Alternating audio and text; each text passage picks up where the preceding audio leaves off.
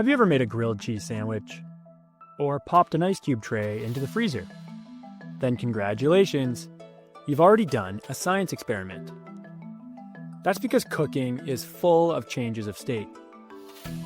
When we heat something up, or cool it down, we can change what state of matter it's in. This is called a change of state, and it happens when heat is added or removed. If you melt butter in a pan, you're turning a solid into a liquid. If you freeze a smoothie, you're turning a liquid into a solid. If you boil water for pasta, you're turning a liquid into a gas. These are all changes of state, and they're happening right in your kitchen.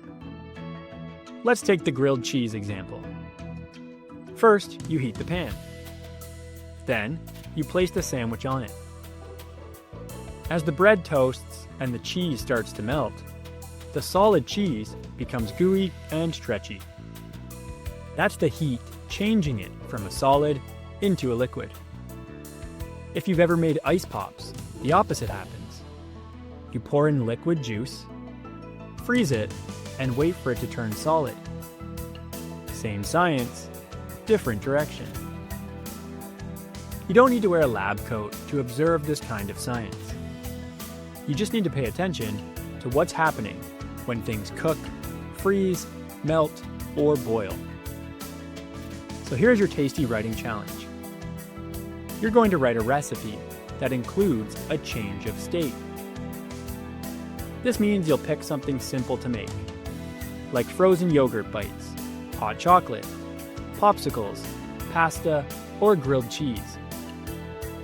In your recipe, list the ingredients.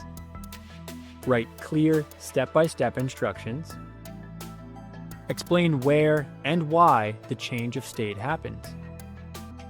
Use science words like melting, freezing, boiling, heat, and change of state.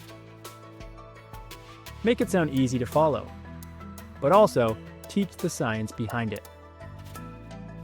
Think like a chef, think like a scientist, and write like both.